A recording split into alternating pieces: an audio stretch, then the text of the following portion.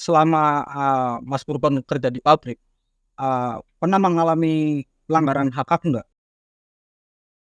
Untuk saya sendiri tidak ada sih Mas, karena saya eh, tahu apa hak saya dan apa kewajiban saya.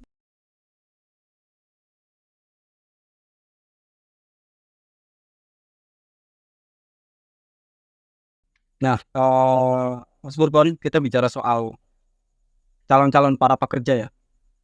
Terutama saya sangat banyak mendapatkan informasi bahwa eh, ada banyak pelamar kerja yang dimintai admin atau biaya. Padahal di perusahaan itu atau di dalam peraturan pun dia ada yang menyebutkan bahwa ketika masuk kerja harus membayar sekian juta untuk agar bisa masuk. Itu bagaimana tanggapan Anda soal itu? Tanggapan saya soal calo mungkin ya, secara kasar calo itu sudah terjadi sejak bisa dibilang puluhan tahun Mas. Mungkin dari tahun 2014-an itu sudah marah sekali itu. Eh, itu di perusahaan-perusahaan dulu waktu di Cikarang, Karawang, karena kawasan terbesar di sana itu kan. Itu terjadi karena kompetisi pelamar kerja yang sangat kuat dan sangat kompetitif, itu sangat ketat, di mana mereka itu yang umur lebih tua akan berkompetisi sama orang yang baru lulus. Dan mereka ketika kompetisi sangat ketat, jalan satu-satunya untuk memenangkan adalah uang. Oh, Di mana mereka itu calon-calon akan menawarkan, jika kalian pengen cepat masuk kerja ataupun tes kalian mau cepat lolos, kalian harus membayar sekian juta. Dan itu dijamin lolos Mas. Itu sih. eh, saran apa dari Mas Purban untuk calon-calon pekerja agar terhindar dari eh, para oknum-oknum yang memanfaatkan itu? Ya, saran-saran saya sih untuk teman-teman yang mau melamar kerja, baik di perusahaan atau dimanapun, kalian bisa melakukan secara mandiri. Dan sekarang juga ada BKK ataupun sekolah-sekolah yang memang secara resmi mereka bekerja sama dengan perusahaan tersebut Mas. Melalui sekolah itu sendiri kalian bisa mendaftarkan lewat sekolah dan ikut tes secara resmi di perusahaan, dan itu gratis tanpa dipungut biaya. Dan setiap perusahaan memberikan kuota karyawan atau lowongan kerja pada sekolah yang sudah bekerja sama, ditunjuk dengan kuota mungkin bisa sekitaran ratusan Mas, itu bisa masuk, dan itu tanpa dipungut biaya teman-teman. Nah, itu teman. Jangan lewat calo, lewat PKK aja yang lebih kredibilitas dan bisa Saya yang dipercaya lah. Dan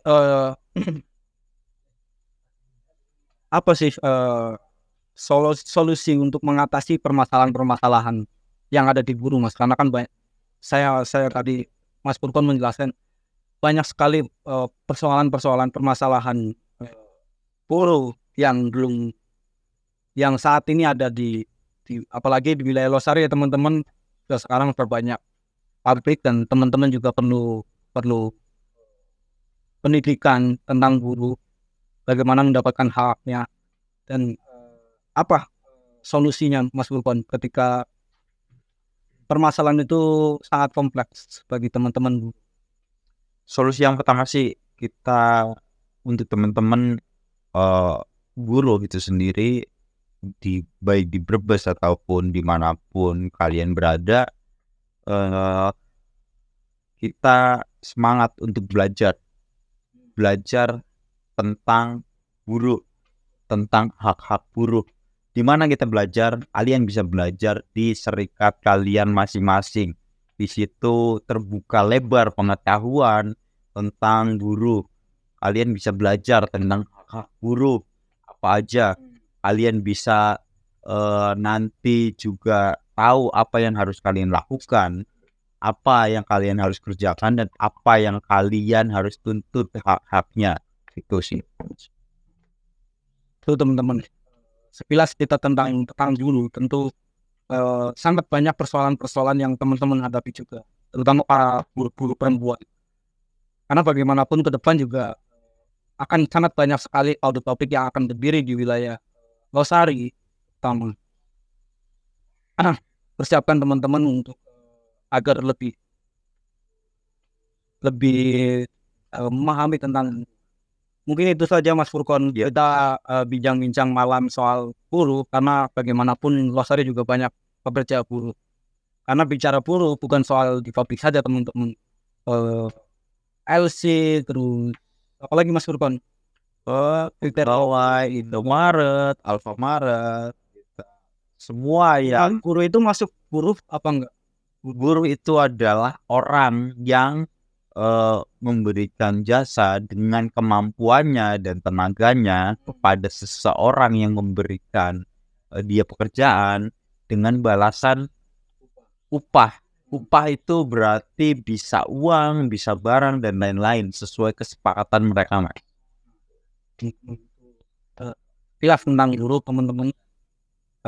Jadi buruh itu jangan dipandang hanya sebatas buruh pabrik saja, tapi juga buruh terus petani dan lain-lain juga yang sangat banyak sekali. Mungkin semua orang juga buruh. Oke, Mas Furkon, terima kasih.